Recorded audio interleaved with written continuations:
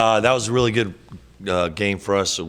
Eastern got us last year, and we were up 20 in the first half last year and couldn't hold on. And we just played a really solid game, start to finish, and just about everyone played well for us. So really excited. What was working for you guys offensively, Kyle? I mean, you guys are hitting everything. Yeah, you know what? We did a good job. They mix things up defensively. They'll play some switch, they'll play some drop, and they'll show on the side. And we handled it, by making sure we got shots, but we were willing to make the extra pass. And you got to deal with Muhammad usually rolling down the middle of the lane. You're going to have to bring some help, or else, because Justin's such a good passer in the middle of the floor. We got some others too, but so you have to adjust to that. And we were able to, Jabe obviously hit 8 of them, so that always helps. Given how the last 2 games went, how nice was it to see this kind of resolve and have a performance like this? It was important for us. I mean, we still haven't, we got a lot of new faces and different roles, trying to carve out an identity. And since I've been at Washington State, it's always been defense first. And, we're a better shooting team, but we can't rely on that every night. We got to be good defensively, and they're hard to guard. And Eastern's going to get good. Coach Riley's a good coach, and we made it hard for him, and that was good. Kyle, was it a bit of a contagious thing with your team tonight from 3? I mean, Justin hit 4. Muhammad hit that first on the first basket of the game. Did that kind of just? I think it never hurts. It never hurts your confidence. We had a little stretch in the middle of the first half where we missed. We're still getting some good ones. Like, we got 3 offensive rebounds, and I think we missed them all. But I think we're a pretty good shooting team. Bamba's a really good shooter. Powell's a really good shooter. Mullen's a really good shooter. If Mo bangs threes, and we become really, really good. Still got Andre's hurt coming back, so I think that is a strength of ours. And we still got some size. We're not as the big rebounding team that we've been the last few years, but we're a little more skillful. Were you surprised how open your guys were able to get in the game? Because it looked like they just had all day to shoot the ball. You know what? I was just more surprised the last 2 games we couldn't get very good shots, to be honest. I think we're somewhere between those 3 efforts. We're somewhere in between there. Like, Justin had 12 assists our first game in Texas State. Then he had 1 the last 2 games, and then he had 7 today. So hopefully he gets more consistent, and it's a little bit different teams, different coverages and stuff like that, but hopefully level out. But we got the first shot. Jay missed. No, he made the first one. I might have missed one real easy. I was excited. We hadn't seen a lot of open shots the last 2 games.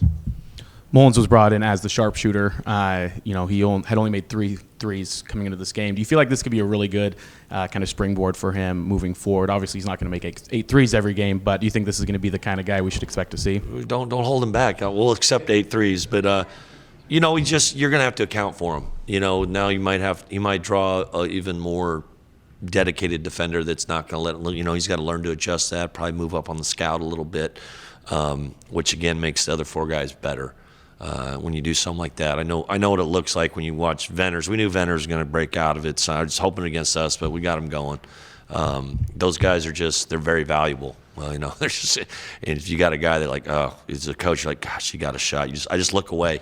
Like, Venners shot, I just look the other way, and I could tell by my bench's reaction whether it went in or not. Coach, have you played without a shot clock before? And, yes. And what was that like to? No, good question. But I told the refs, I said, listen, this is not my first rodeo.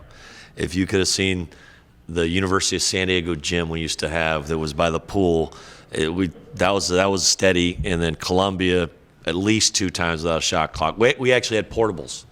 We were very prepared. They drop them on the baseline and have these portables. So I was like, not that big a deal to me. We got this. I've been there. And not to mention St. Mary's, when I coached there, they still have the same 2-wall gym, as we like to refer to it. So no problem.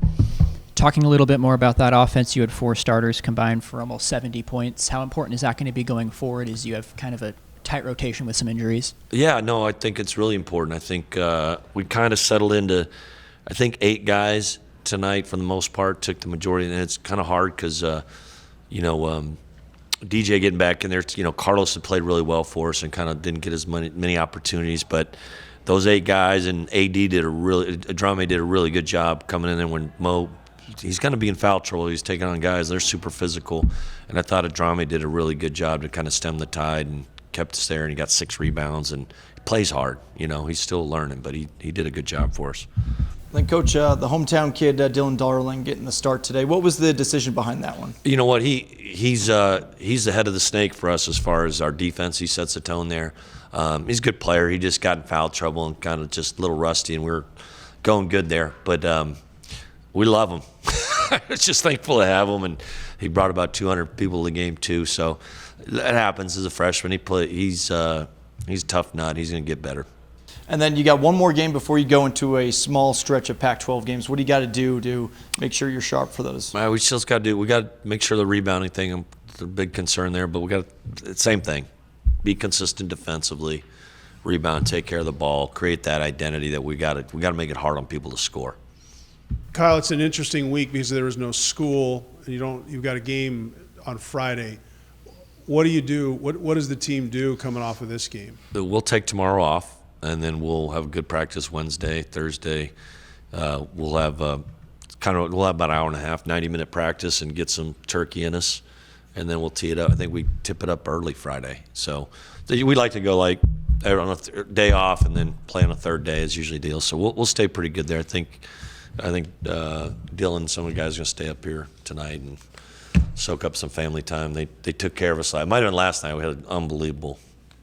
They hosted us with an unbelievable plate. The turkey was unbelievable. So we'll be ready Friday. See what we got. The fact that there is no school, does that change how you guys work, or do you just try to keep it normal? You try to stay in a routine, but our guys are pretty diligent about getting their shots up and be on a schedule, and then they come to practice. Some guys are better without class, and some aren't. I saw the relief on a couple of them. Like, hey, class, that's a burden off their mind. So, you never know, but it's a great week. It's a great American holiday, man. One of my favorites.